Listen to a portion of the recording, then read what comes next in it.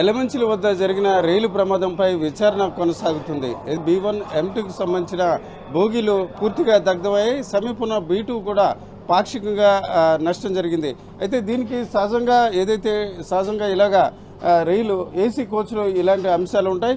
ఇక్కడ వచ్చిందా లేక రైలు ప్రయాణం చేసే సమయంలో ఒకసారిగా బ్రేక్ వేయడం వల్ల జరిగిందా అన్న విషయంపై ఇప్పటికే విచారణ జరుగుతుంది. దీనికి సంబంధించి ఇంకా అధికారులు ఒక స్పష్టత లేనప్పటికీ కూడా రైలు వెళ్తున్న క్రమంలో బ్రేక్ వేయడం వల్ల కూడా ఈ ప్రమాదం జరిగి ఉండే అవకాశాలు ఉన్నాయి.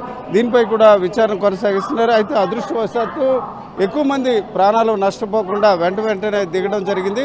అయితే ప్రమాదం జరిగిన కొన్ని నిమిషాల్లోనే ప్రయాణికులు మంటలు వస్తున్నాయనే విషయాన్ని గమనించడం వల్ల ఈ ప్రమాద తీవ్రత తగ్గింది.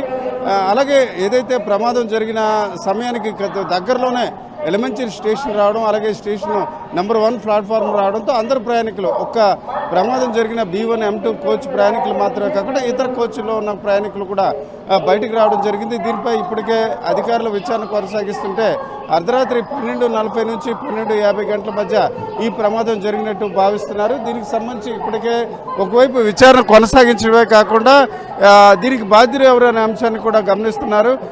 ఈ కారణంగా విశాఖతో పాటు వేరువేరు రైల్వే స్టేషన్లో ఉన్న రైళ్లు కొంత ఆలస్యంగా కొనసాగుతున్నాయి. ఇటు చూసుకుంటే గోదావరి, ఇతర గరీబ్ రథ్ ఇలాంటి రైళ్లు కూడా కొంత ఆలస్యంగా కొనసాగుతున్నాయి.